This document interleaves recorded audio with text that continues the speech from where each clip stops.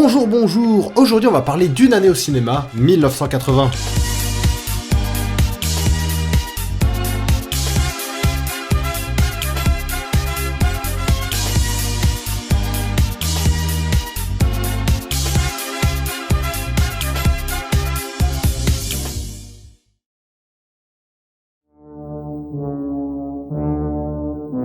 Alors dans un premier temps, pour ce qui est des sorties, 1980 connaît de nombreux succès. En France, on a par exemple Le Dernier Métro, Les Sous-Doués passent le bac, Inspecteur la bavure, La Boum, qui sera le film qui fera le plus d'entrées de l'année, et dans un autre genre, Le Roi et l'Oiseau, un dessin animé assez beau, qui a d'ailleurs beaucoup inspiré le studio Ghibli et Hayao Miyazaki, mais qui a quand même un côté un peu badant que j'arrive pas trop à expliquer. Feu d'artifice, dernière cartouche, fourrure, bonne tri, chapeau, képi, trompette, brosse à reluire et tambour. Pour ce qui est des États-Unis, c'est en 1980 que sont sortis Elephant Man, Y a-t-il un pilote dans l'avion, Star Wars l'Empire contre-attaque, Raging Bull, Vendredi 13, Les Blues Brothers ou encore Shining. Et oui, ça fait beaucoup de classiques. Here's Johnny. Enfin, pour ce qui est des autres pays, 1980 c'est aussi Les Dieux sont tombés sur la tête, une comédie sud-africaine assez originale et qui marche plutôt bien, le chef-d'œuvre du gore italien Cannibal Holocaust, et bien sûr un des plus gros succès des Monty Python, La vie de Brian, qui fera un peu polémique vu qu'il parle de religion. Always look on the bright side of life.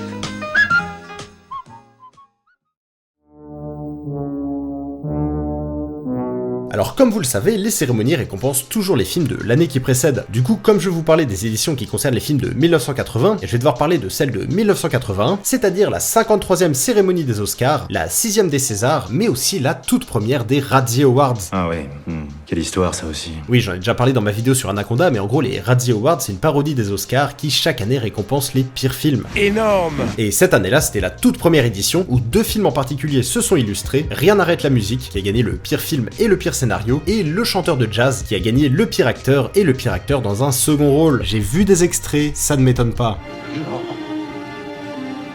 Non. Ensuite, pour ce qui est des Césars, ça va aller plutôt vite, étant donné qu'il n'y a qu'un seul film qui a tout raflé, Le Dernier Métro, réalisé par François Truffaut, qui a gagné 10 Césars sur 12 possibles. Oh putain. On en arrive donc aux Oscars, et j'avoue avoir été un peu surpris par les résultats, parce que parmi tous les films dont je vous ai parlé plus tôt, il y en a que deux qui gagneront des récompenses, Raging Bull et L'Empire contre-attaque. Quand on l'attaque, l'Empire contre-attaque. En effet, cette année-là, ce sont deux films en particulier qui ont été récompensés, Des gens comme les autres, réalisé par Robert Redford qui a gagné 4 Oscars dont le meilleur réalisateur et le meilleur film, et Tess, réalisé par Roman Polanski qui lui a gagné 3 Oscars. I'm here to pick up the first edition of Thomas Hardy's Test the D'Urbervilles I ordered. It's under Polanski. Alors même si 1980 est l'année de naissance de Zao ou autre Kamel le magicien, je dois hélas me forcer à rester dans le cinéma. Ça me fend le cœur de Hurt. Du coup, c'est en 1980 que sont nées Zooey Deschanel, qui joue dans l'excellent Yes Man, Charlie Hunnam, qui joue dans le non moins excellent Pacific Rim, c'est pas une blague, Jordana Brewster, la sœur de Vin Diesel dans la très bonne anthologie Fast and Furious, c'est toujours pas une blague, Macaulay Culkin, le héros de Maman j'ai raté l'avion, Christina Ricci, l'actrice qui joue Mercredi dans La Famille Adams, Chris Pine, qui a récemment fait parler de lui dans Donjons et Dragons, et les deux BG de ce classement, Jake Gyllenhaal, qui a joué dans plein de super films genre La Rage au ventre ou Prince of Persia, non c'est pas subjectif, et bien sûr Ryan Gosling, un acteur que j'aime beaucoup, notamment pour ses rôles dans Drive, Crazy Stupid Love, Gangster Squad, The Nice Guys, et l'excellent The Place Beyond the Pines, que je vous conseille vraiment de regarder si vous ne le connaissez pas. C'est quoi ton truc à toi? La déchire. Moi, mon truc, c'est la déchire. Sinon, pour ce qui est de la France, c'est aussi en 1980 que sont nées Eva Green, parce que oui, elle est française, Philippe Lachaud, Nicolas Duvauchel et Géraldine Nakache. Et tout de suite, ça fait moins rêver, hein. Please, mind the gap between the train and the platform. Envie de crever. Bref, on a parlé des naissances, mais hélas, il y a aussi eu plusieurs décès cette année-là. C'est par exemple en 1980 que nous ont quitté Alfred Hitchcock, un des plus grands réalisateurs de l'histoire, Steve McQueen, la star des années 60 et 70, Raoul Walsh, un réalisateur très prolifique qui a notamment lancé la carrière de John Wayne, Mae West, le véritable sex symbole des années 20 et 30, mais aussi deux personnes que j'affectionne tout particulièrement, Tex Avery, dont les super dessins animés ont bercé mon enfance, et je parle de ceux des années 40, pas la version de 97 que je trouvais assez nulle, et enfin Peter Sellers, un acteur britannique que j'adore, notamment connu pour ses rôles dans The Party et Dr. Folamour, mais surtout pour celui de l'inspecteur Jacques Clouseau dans les 6 films de la Panthère Rose. I expect you're all wondering why I asked you here.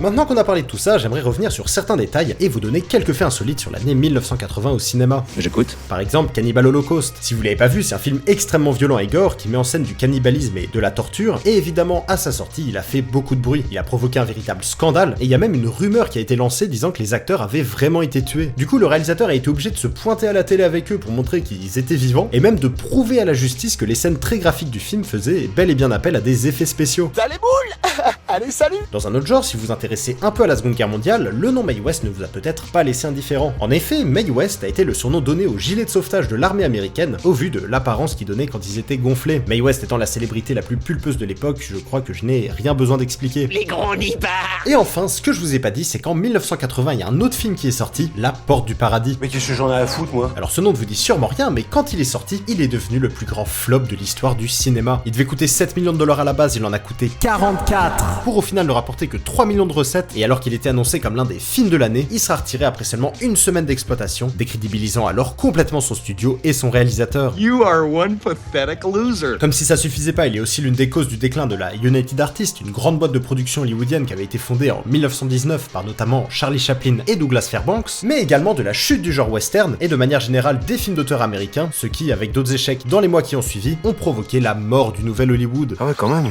Ça fait un peu beaucoup pour un dimanche, là. Voilà, c'est sur cette anecdote assez triste qu'on va se quitter. Personnellement, 1980 au cinéma, c'est une année qui m'a beaucoup marqué, en particulier pour deux films, Shining, qui doit être un des premiers films d'horreur que j'ai vu, et surtout l'incroyable Y a-t-il un pilote dans l'avion, qui à mes yeux fait partie des plus grandes comédies de l'histoire. L'humour est parfaitement maîtrisé, les acteurs sont super, les dialogues excellents, donc si vous l'avez jamais vu, je vous le conseille fortement, il est réussi sur bien des points. Cream? No thank you, I take it black. Like my man. Bref, sur ce, je vous dis au revoir, et à bientôt.